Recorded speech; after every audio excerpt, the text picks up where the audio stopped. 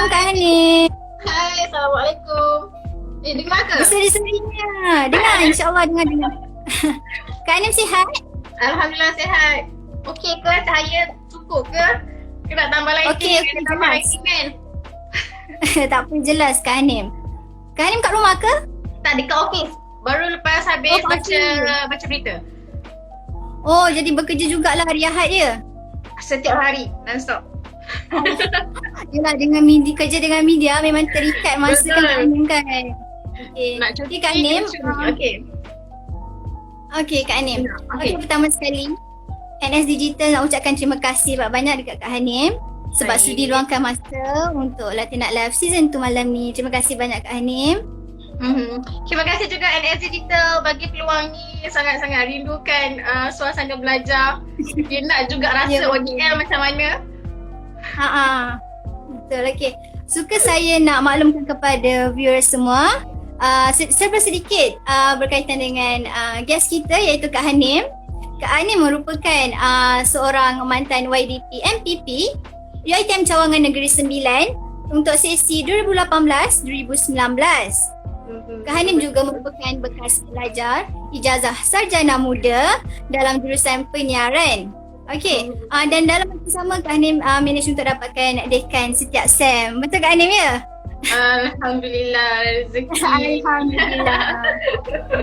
Dan kini Kak Hanim pun telah bekerja di Big Blue TV sebagai seorang host. Ya, betul. Alhamdulillah. Alhamdulillah. Okay. Hai, Assalamualaikum pada semua budak-budak UiTM.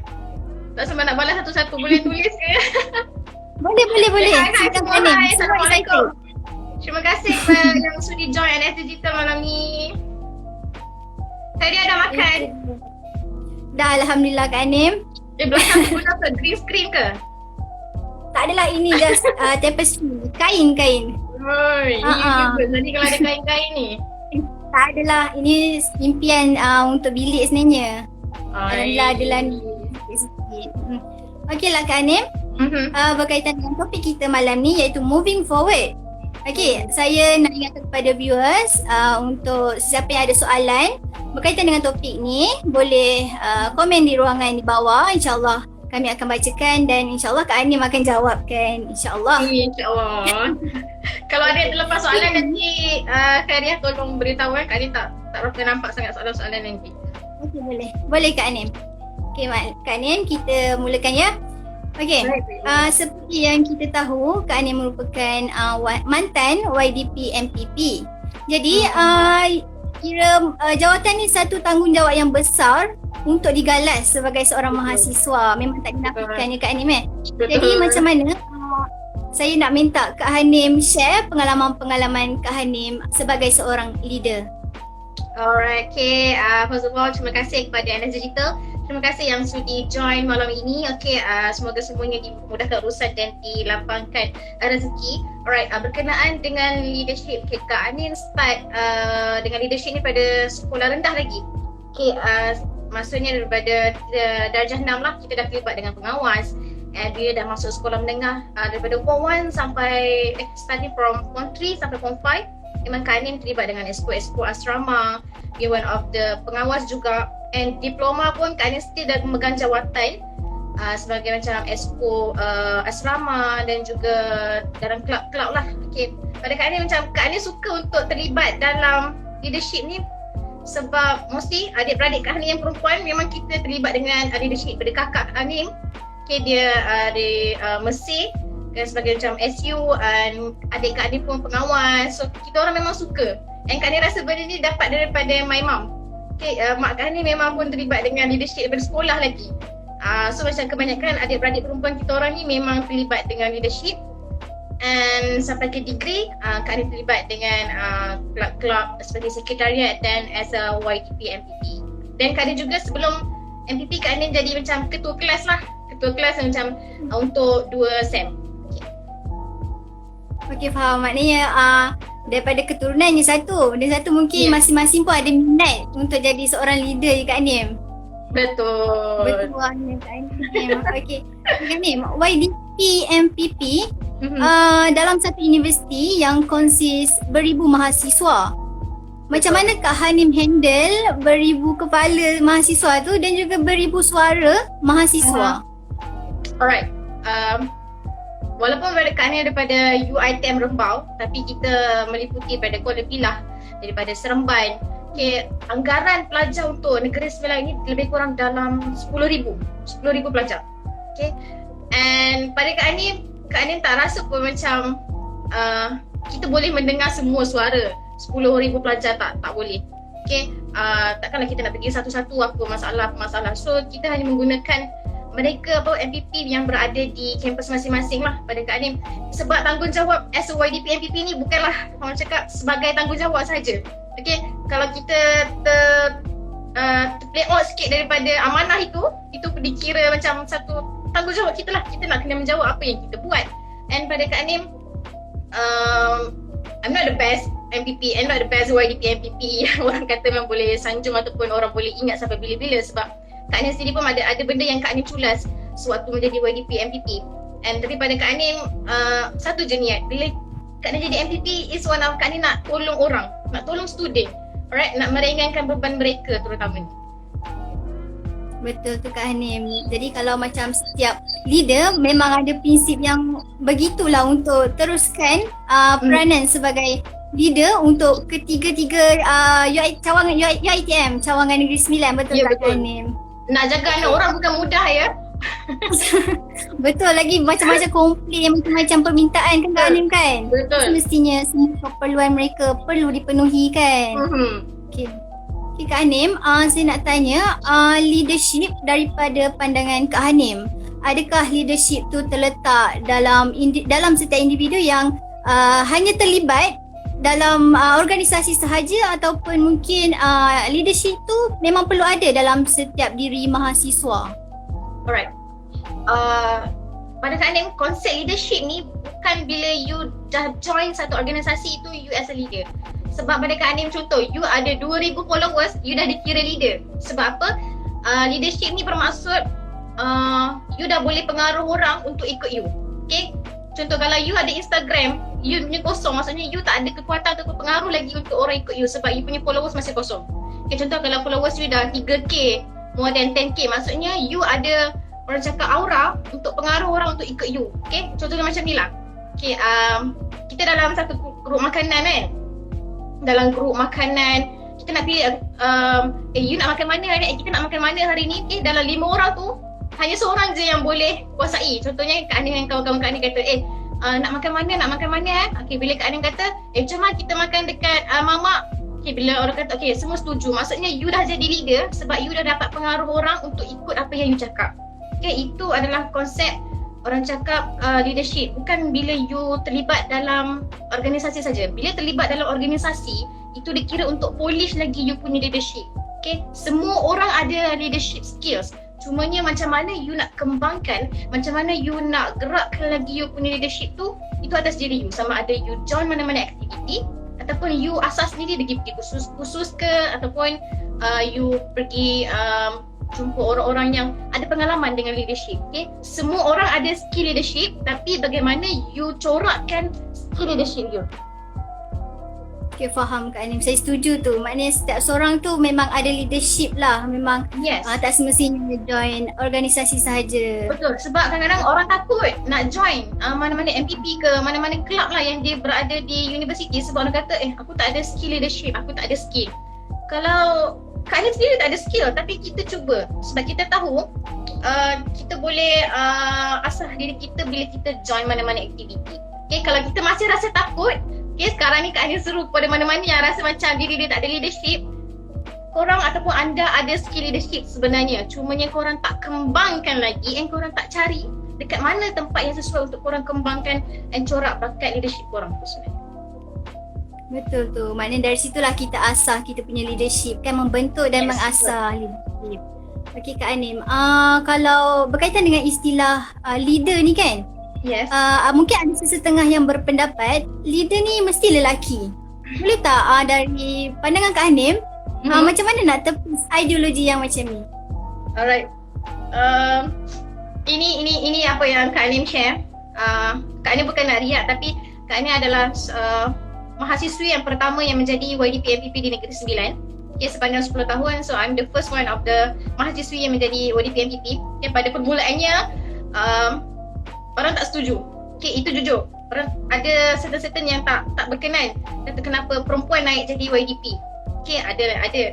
Tapi pada Kak Anim macam tak ada dalam perlembagaan, tak ada dalam mana-mana undang-undang yang kata wanita tak boleh jadi antara orang yang pertama untuk jadi MPP ataupun jadi YDP and leader. Sebab kita tengok dalam dunia sekarang ini, antara contoh yang Kak Anim nak bagi adalah Perdana Menteri New Zealand itu Jacinda Ardern. Okay, kita tengok macam mana dia merintah New Zealand sewaktu COVID-19, dan pada 8 Jun 2020 COVID-19 di New Zealand bebas, tak ada COVID-19 di New Zealand. So pada Kak Anim macam kalau betul lah ada perundangan yang mengatakan lelaki itu sepatutnya jadi leader, sila keluarkan macam tu. Sebab orang risau perempuan ni jadi leader sebabkan dia orang risaukan PMS perempuan. Okay, perempuan ni banyak betul emosinya. Okay, sebab tu orang kata perempuan tak boleh jadi leader sebab nanti kalau buat ini nanti dia marah. Kalau sikit je nanti emosi dia terganggu. Bukan semua perempuan macam tu. Okay, sebagai seorang manusia, lelaki, mereka pun ada sifat, ada emosi, ada ego sendiri. So perempuan pun ada benda yang sama. Cumanya pada diri masing-masing, how you to control. Okay, macam mana you nak kawal diri you waktu you memerintah ataupun memimpin.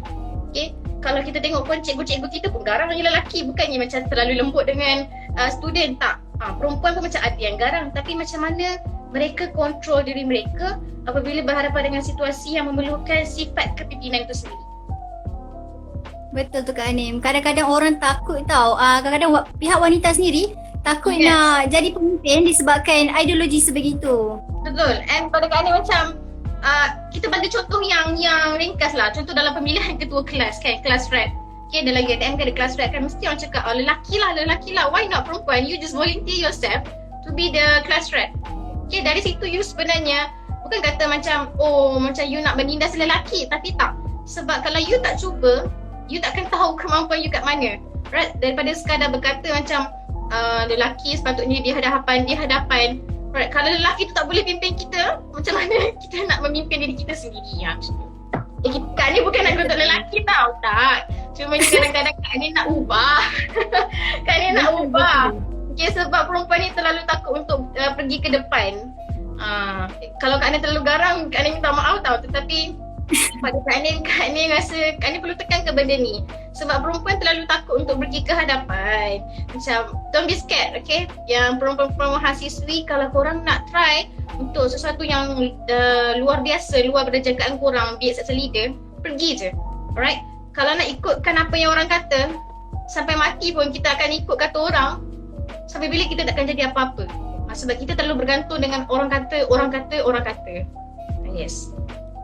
Betul tu Kak Anim. Kak Anim, boleh kita tengok dekat ruangan komen sekejap. Mungkin ada yang bertanyakan soalan ataupun ada komen-komen. Tak cik. Saiful takut. Hai Saiful. Okay, ni pun rindu ni junior yang hebat ni. Betul tu, tapi sayang dia nak habis dah. Alah. Ganti lagi, sambung lagi Saiful. Hebat tu Saiful. Okey Kak Anim.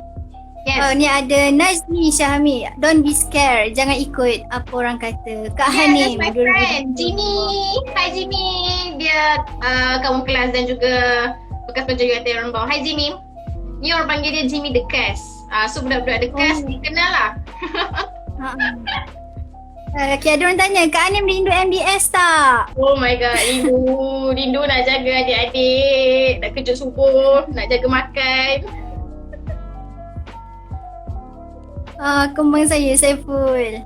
Gombau bergogar. MBS punya. Budak MBS ni. Okay, Kak Anim, kita teruskan. Boleh Kak Anim? Okay. Boleh. Okay. Kak Anim, seperti yang kita sedia maklum, Kak Hanim merupakan best student dalam ijazah sarjana muda dalam Fakulti Komunikasi dan Pengajian Media dalam jurusan penyiaran. Dan dalam yang sama, Kak Hanim manage untuk dapatkan dekan setiap SEM Kak Hanim. Okey, boleh tak saya nak tanya, dalam nak stablekan antara tanggungjawab sebagai seorang YDP MPP dengan seorang pelajar. Jadi macam mana Kak Hanim bahagikan masa untuk handle kedua-dua tu? Okay, pada Kak Hanim tak rasa the best student of broadcasting. Okay, sebab pada Kak Hanim masih belum banyak lagi explore tentang broadcasting sebenarnya sewaktu belajar. Okay, macam ni lah.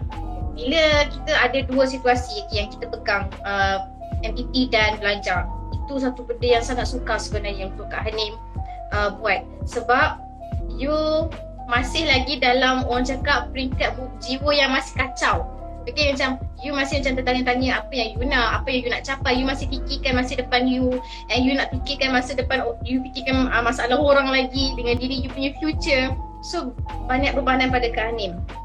Tapi pada Kak Hanim, kenapa aku tak ambil je cabaran tu? Sebab kalau aku tak startkan sekarang, waktu kerja nanti ataupun bila dah luar daripada uni, Kak Hanim takkan dapat faham apa nilai yang aku belajar sewaktu aku jadi MPP.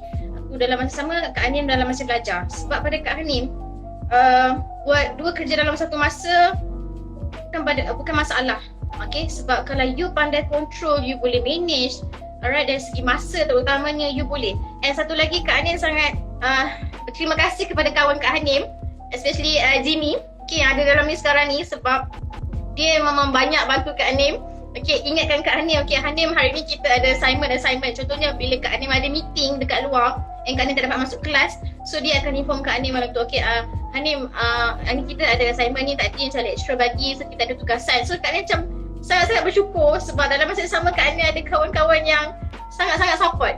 Okay, dan mengingatkan Kak Hanim tentang apa-apa kerja yang Kak Hanim terlepas pandang sebab maybe Kak Hanim terlebih kepada entiti itu sendiri. So pada Kak Hanim, bila kita duduk dalam organisasi ni, sebenarnya team tu pun satu benda yang penting. Okay, contohlah, kita ingatkan tim-tim kita, okay, ada assignment tak hari ni? Korang ada assignment tak? Jangan terlalu lebihkan pimpinan.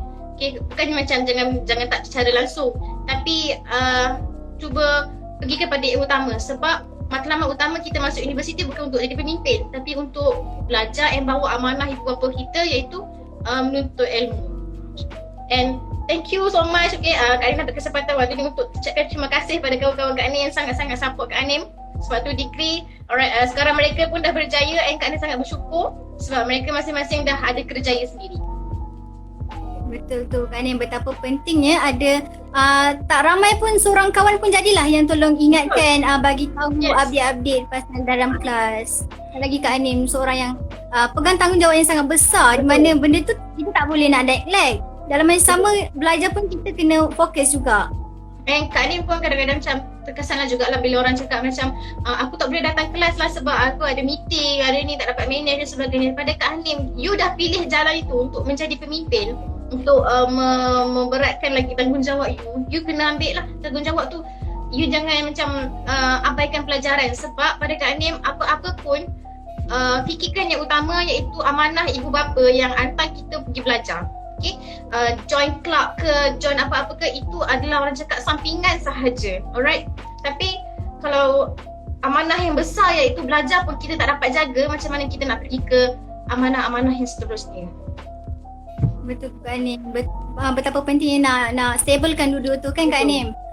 Okay, untuk pengetahuan viewers, Kak Hanim telah menamatkan latihan praktikal beliau di TV Al-Hijrah pada hujung bulan 7 hari tu. Betul Kak Hanim? Betul.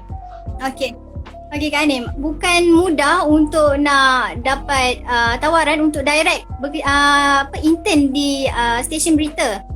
Boleh tak Kak Hanim share sedikit sebanyak pengalaman Kak Hanim sewaktu intern di TV Al-Hijrah?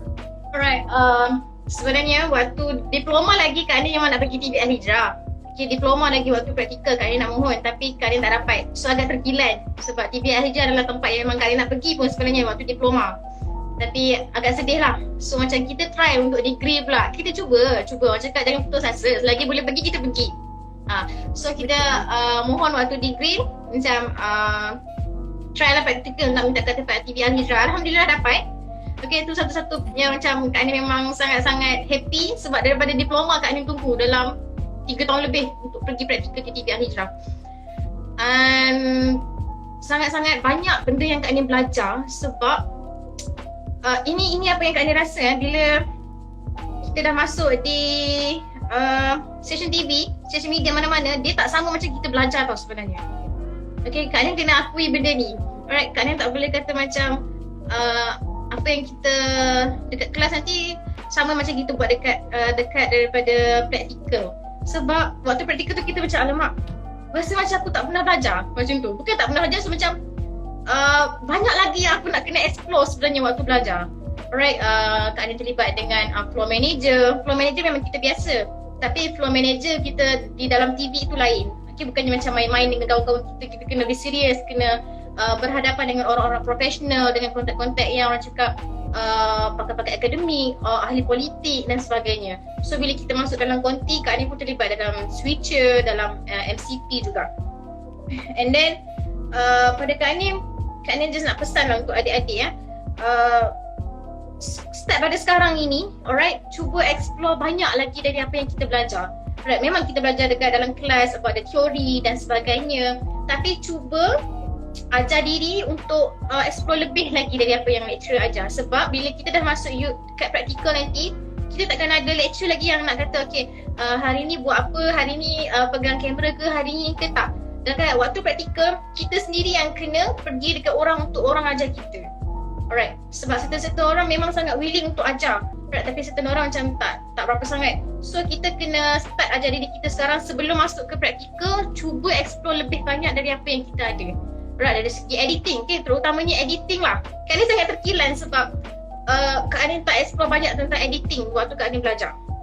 Okay, so Kak Nim nak minta adik-adik yang sebelum masuk praktikal tolong untuk at least ada basic untuk editing. Sebab mana-mana dalam media memang memerlukan editing. Tak kisahlah korang guna pakai FCP ke, Final Cut Pro ke, Adobe Premiere Pro ke, tapi at least korang ada basic untuk editing. Alright, sebab kalau dalam media tu semua orang, Kak Nim rasa dalam waktu Kak Nim kerja ni, memang semua orang buat editing. Okay, tak ada terkecuali pun. Alright, even you wartawan penyiaran ke yang pergi keluar buat berita ke, tapi you kena ada basic editing sebenarnya. And satu lagi dari segi script writing and dari segi public relation lah, macam cakap communication. Sebab kita akan deal dengan ramai orang yang kita tak pernah kenal. Terutamanya bila kita masuk dalam media ni, kita akan berjumpa dengan ahli politik terutamanya, ataupun pakar-pakar akademik. And then make sure you kena ada skill yang orang cakap menunjukkan you ni memang budak-budak komunikasi, yang tahu berkomunikasi dengan baik, and yang you tahu etik-etik untuk berkomunikasi dengan orang-orang profesional sebenarnya. Semput pula rancang ni.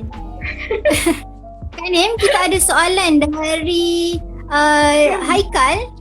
Saya nak bertanya bagaimana tips atau cara untuk student terus moving forward dalam pembelajaran ODL. Alright. Okay, Kak Nim tak menghadapi ODL, tapi Kak Nim melihat situasi pelajar-pelajar ODL, okay, yang orang kata kalau lihat di sosial media terlalu banyak kekurangan, right, betul? Terlalu banyak kekurangan daripada kelebihan yang diluahkan oleh pelajar-pelajar. Okay, sebabnya terutama dia melibatkan internet di mana ramai orang tak dapat nak kawasan tak ada coverage dan sebagainya. Tetapi pada Kak Nim, you boleh listkan apa-apa halangan you ada. Contohnya, you rasa macam you tak ada coverage yang kuat, and you rasa macam you susah nak bangun pagi waktu ODL. Pada Kak Nim kan, kalau yang tengah menghadapi ODL sekarang ini, cuba you listkan semua kekurangan tu, and Kak Nim rasa maybe banyak lah kot. Listkan segala kekurangan tu, and then you cari solusi. Okay, jangan terlalu melihat oh ini kurang, oh waktu ni sebab tak dapat masuk kelas, oh waktu ni tak dapat, oh waktu ni tak nampak. Kalau you terus fokus pada semua kekurangan ni, sebab tu you rasa semua benda tu serabut. Alright, sebabnya dia beza kan, sebab kita tak berhadapan dengan lecturer, kita tak face to face, kita hanya menggunakan orang cakap Zoom, Google Meet dan sebagainya. Tetapi andailah kata kita bekerja nanti, kita menggunakan Google Meet dan Zoom, you tak nampak pun bos you rasa you boleh tipu tak apa yang you buat kerja? Tak boleh. Boleh? Kak rasa boleh, sebab you dah amalkan daripada you ADL lagi. Okay, you cakap, oh bos aku tak nampak, maybe aku tak perlu masuk kelas kot, aku tak perlu kot sebab macam susah lah aku nak hantar kerja, susah lah sebab you dah biasakan benda tu. Biasa Sebab tu orang cakap ODL ni bukannya nak menyusahkan pelajar. Alright, Kak Ani faham ada kekurangan. Tapi macam Kak Ani cakap lah, listkan kekurangan tu. Kalau korang rasa macam penuh untuk satu whiteboard, listkan saja. Alright, sebab itu macam kita luahkan. Alright, listkan contohnya tak ada internet, tak nampak muka lecturer, nanti tak masuk berkat ILEO tu tak dapat. And then tak nampak kawan-kawan, assignment susah, listkan. Okay, Kak Ani boleh, Kak Ani rasa macam korang boleh try, listkan. And then korang fikir, korang sanggup tanggung tak semua beban tu sebenarnya. Okay, sebab kalau korang terus letakkan beban tu, list, tapi korang rasa macam tak ada function pun sebenarnya sebab korang asyik memikirkan masalah daripada solusi. Okay, Betul. dan saya rasakan kalau nak listkan pada atas sampai bawah memang banyak. Lepas tu korang akan merungut, kenapa, tapi korang reflect balik, apa yang aku boleh ubah untuk kekurangan ni? Okay, macam mana aku nak kurangkan beban-beban segala ni? Alright, sebab kalau kita macam Kak Ni cakap, kalau kita terus pandang pada benda yang buruk, mata kita juga yang sakit sebenarnya, beban kita yang akan terus sakit. Dan kalau kita cuba kurangkan, buang satu, okay, kita dah nampak satu solusi untuk masalah ini, okay, dah buang. So korang punya beban dah makin kurang. Alright, Kak Ni tahu orang cakap, bolehlah Kak Ni cakap Kak Ni tak berada dalam ODL dan sebagainya. Tapi pada Kak Ni, ia sama macam apa yang Kak Ni belajar. Kak Ni rasa waktu kita masih ada kelas face to face, aku tak boleh pergi kelas, bangun lambat dan sebagainya. Tapi apa solusi yang kita buat? Alright, sebab kita masih rasa macam benda baru tu susah. Tapi sebenarnya benda baru tu yang ajar kita macam mana kita nak handle and ada problem solving. Alright, itu yang kita kena ada dalam waktu bekerja nanti. Contoh bos kata, alright, kita ada masalah syarikat ni di mana kita punya viewers tak naik. So sebagai pekerja, alright, sebagai ataupun you jadi head kepada digital, alright, apa solusi yang you dapat bagi untuk naikkan you punya viewers dekat syarikat? So dari sini kita dah belajar sebenarnya. Okay, ada masalah and apa solusi? Kalau terus melihat kepada masalah, Kak Ni rasa macam you sendiri yang tambahkan beban you, and you akan mencari salah orang lain sebenarnya. And dari situ you akan start cari salah orang lain, you akan start cari salah kawan you akan start cari salah lecturer you, and you orang sebenarnya susah nak mengaku salah sebab terlalu nampak macam orang lain menyusahkan dia. Betul. Maknanya kita kena ada inisiatif sendiri dan usaha untuk macam mana nak atasi apa masalah yang kita hadap masa ODL kan Kak Nim kan? Yes, betul. And Kak Nim, ada yes. Ya. Tak apa Kak Nim terus. Kalau ada tak apa. berkenaan dengan ODL ni buat yang macam orang rasa macam Kak Nim tak rasa dan sebagainya, tapi pada Kak Nim itu adalah cabaran bagi korang untuk bagi mahasiswa-mahasiswi. Alright, persediaan untuk menghadapi alam pekerjaan macam mana, alright? Dia berkaitan dengan problem solving lah sebenarnya.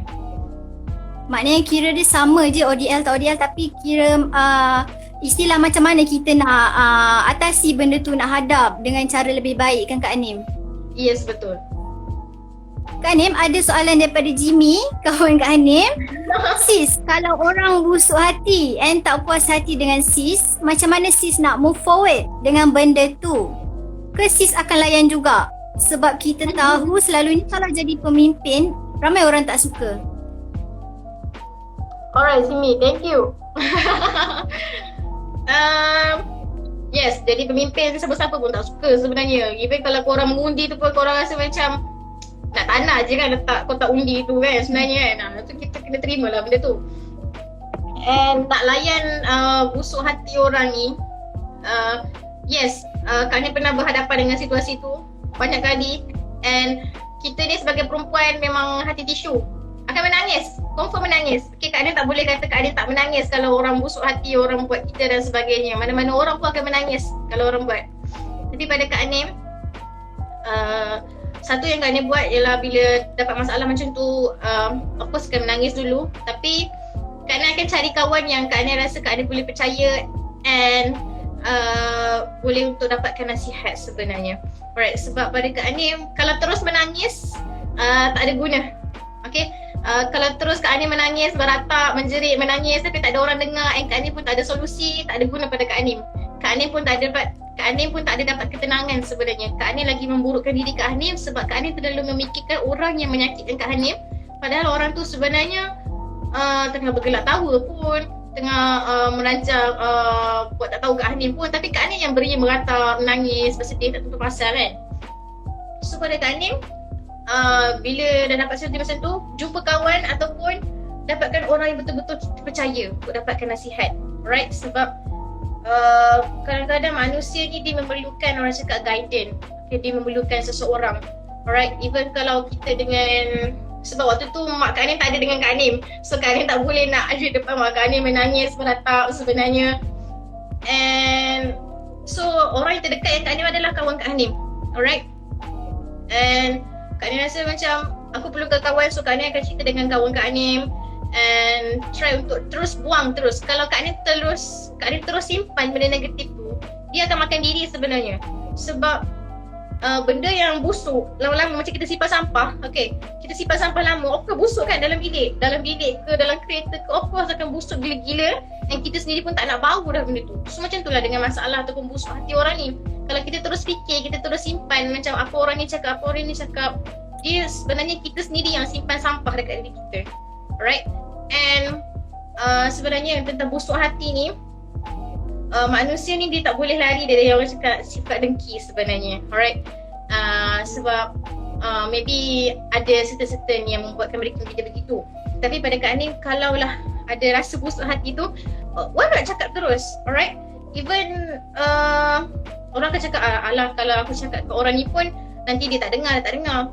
Masalahnya sekarang ini orang itu membukakan lagi aib dia sendiri, menyebarkan berita.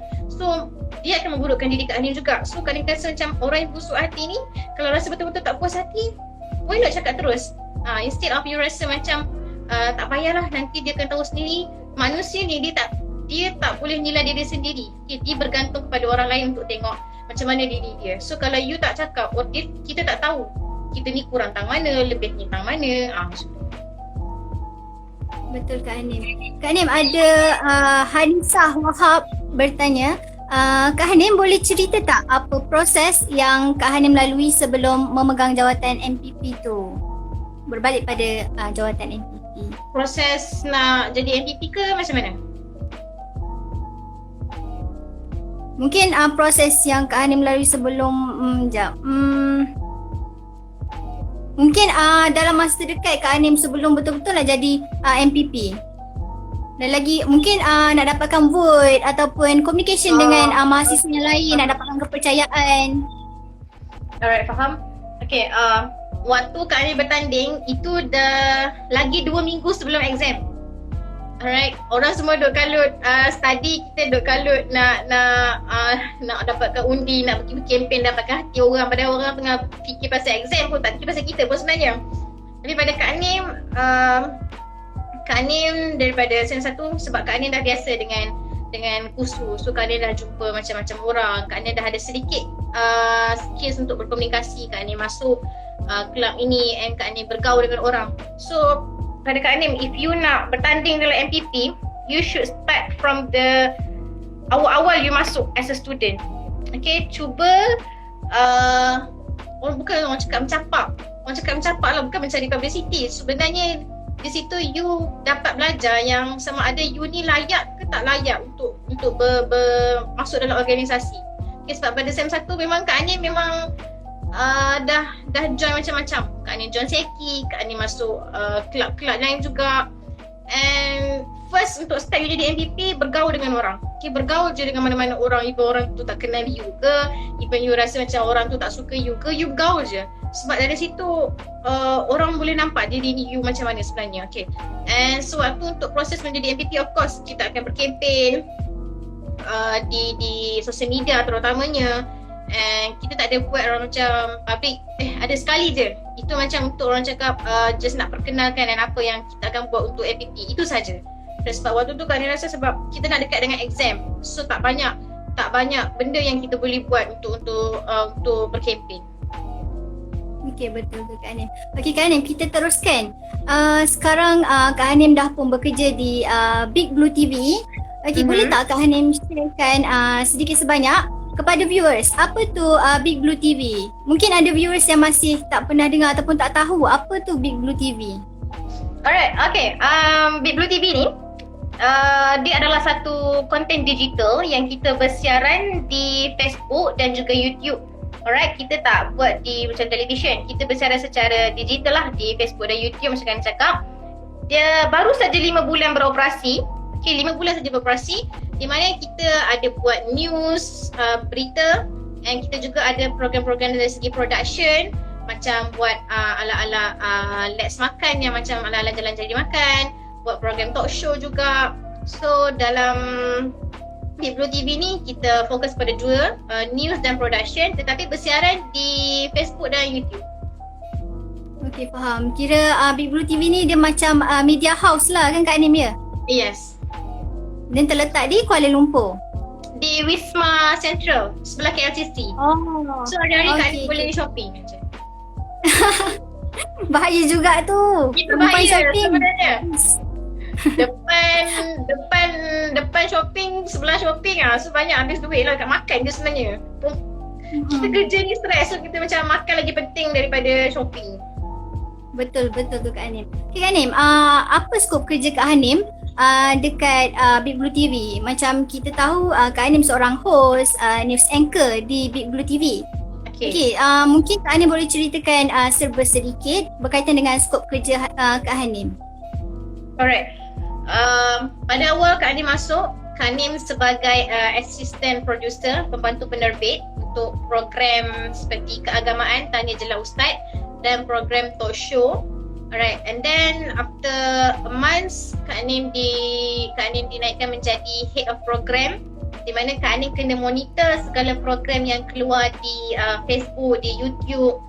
And sekarang ni Kak Hanim adalah news anchor untuk news di Big Blue TV. So tugas hakiki Kak Hanim sekarang ini adalah sebagai pembaca berita dan juga pengacara untuk program.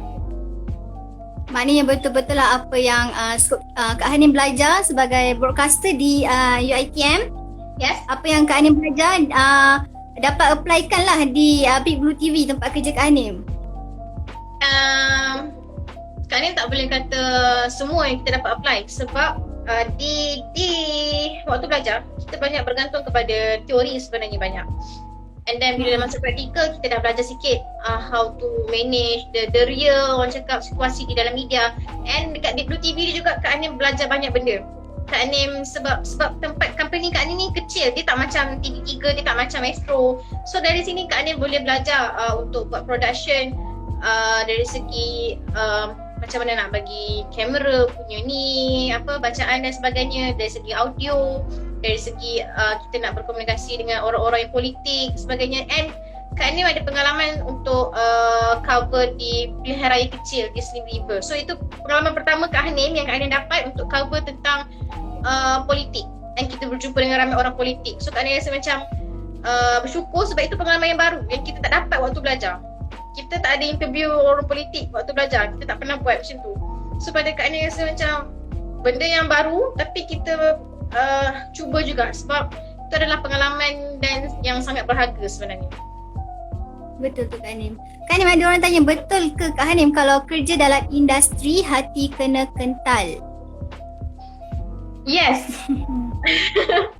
Sebab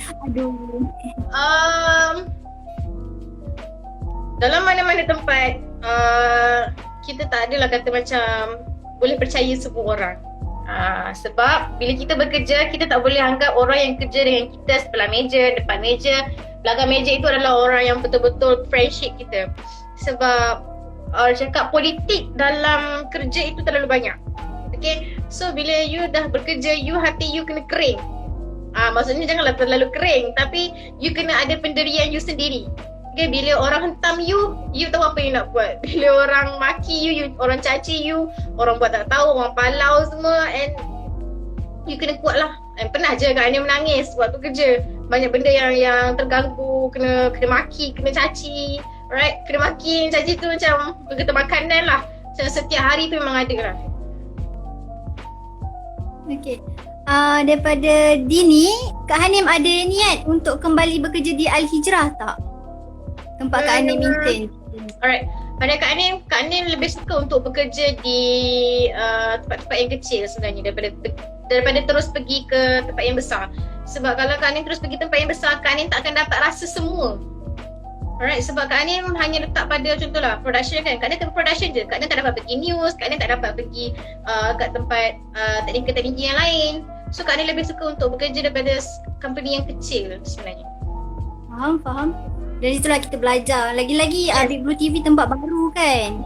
Jadi dari situ memang batch baru lah, batch pertama. Yes, and sebab impian Kak Anim adalah untuk menjadi lecturer broadcasting.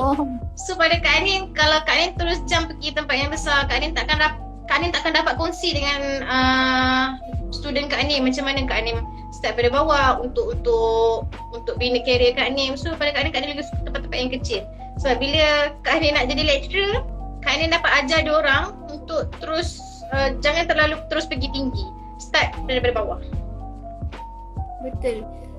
Kak Anim, ada tak program-program yang terbaru yang Kak Anim tengah handle sekarang? Mungkin kita viewers ataupun saya boleh tengok program yang Kak Anim handle tu? Alright. Sekarang ini Kak Anim tak produce content sahaja. Kak Anim dah tak produce content. Kak Anim hanya mengacara sahaja. And sekarang ni Kak Anim banyak mengacara untuk program baru, iaitu berkenaan dengan orang-orang yang berjaya. Kita panggil dia Asia Success People, di mana program ni adalah kita panggil orang-orang yang dah berjaya, seperti pakar-pakar bedah, doktor-doktor ataupun usahawan-usahawan. So itu macam satu talk show yang agak hard lah sebenarnya.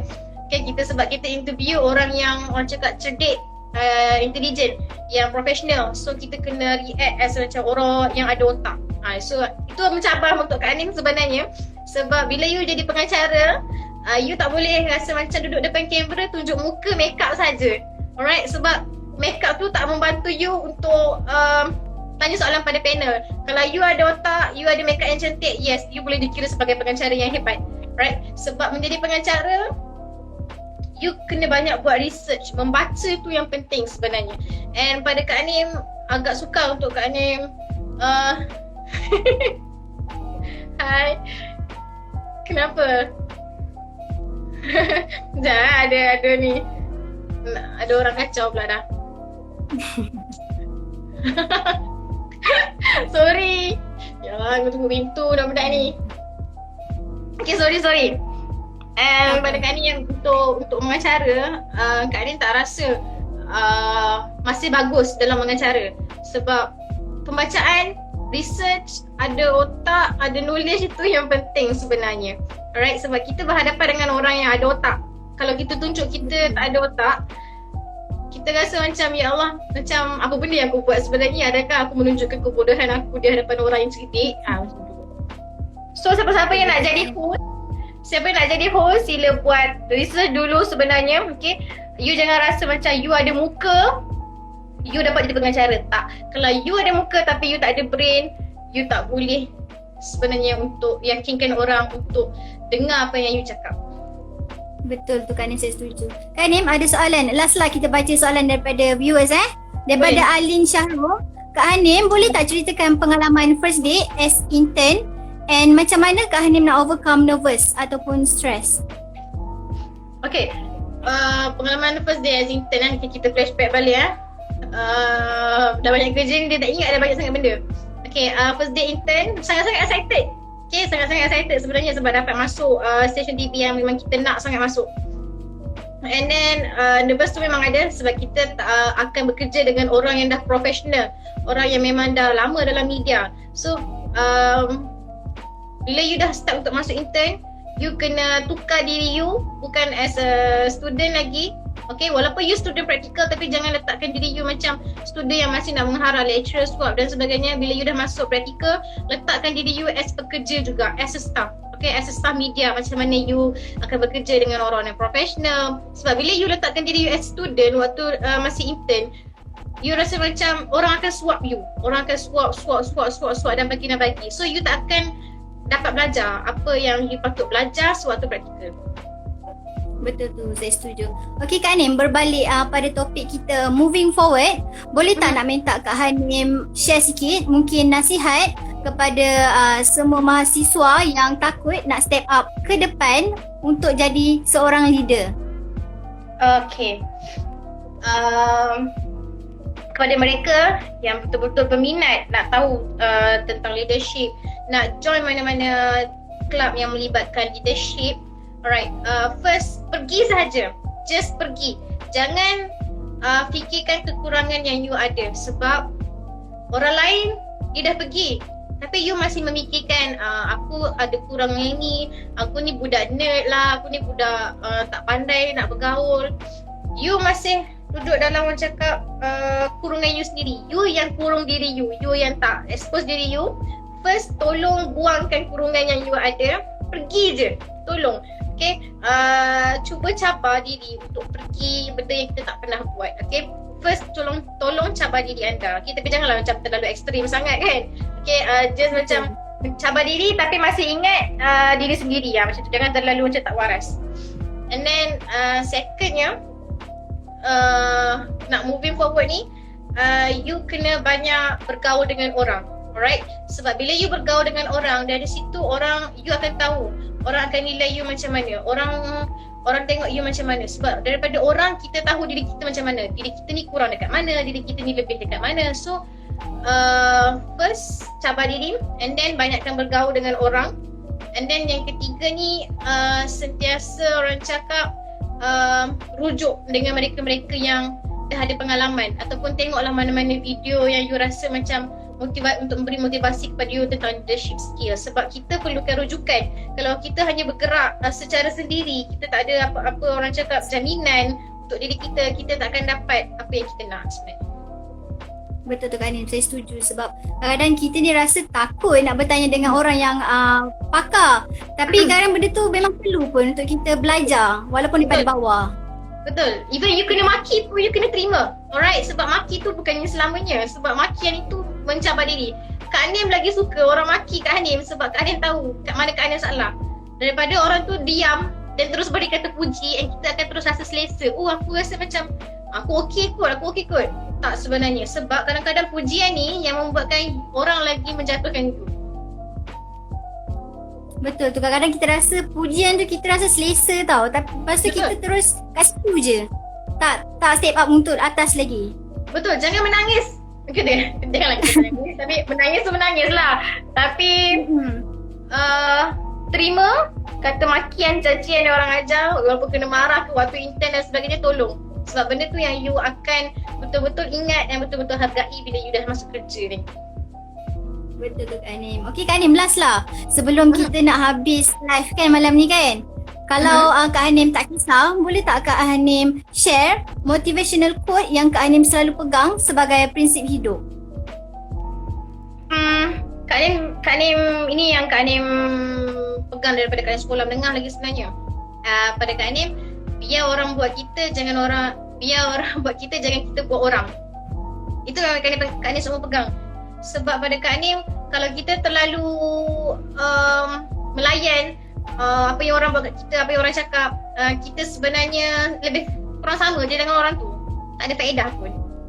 So biarlah orang baling batu, janganlah kita baling batu balik. Kita berikanlah kata-kata yang baik. Sebab maybe lah, sebab Kak Hanim ni jenis bersangka baik sebenarnya. So kawan-kawan Kak Hanim memang kenal Kak Hanim dengan husnuzon, sangatlah husnuzon.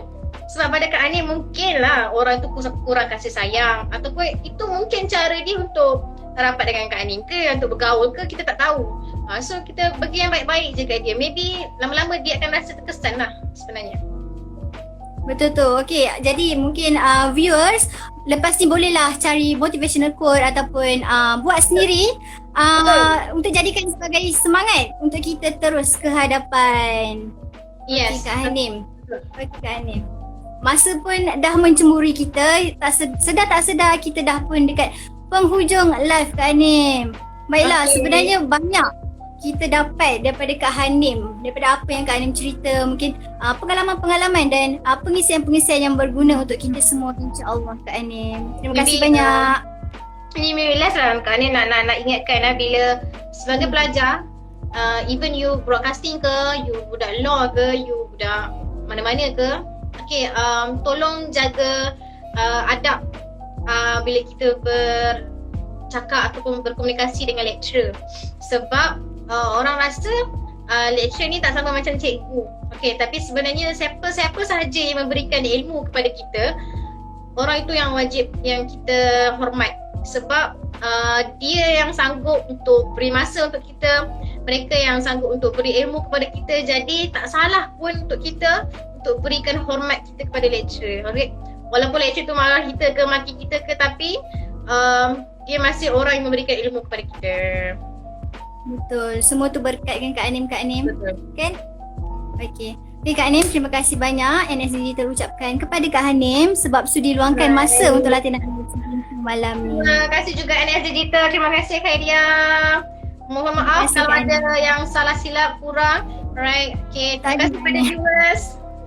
Ya, semoga Kak Hanim terus berjaya dalam bidang yang Kak Hanim ceburi. InsyaAllah Kak Hanim. Terima kasih. Alright. Doakan untuk kami juga yang sedang ODL. InsyaAllah dipermudahkan. InsyaAllah, amin. Terima kasih banyak Kak Hanim. Bye. Assalamualaikum. Bye. Waalaikumsalam Kak Hanim. Bye.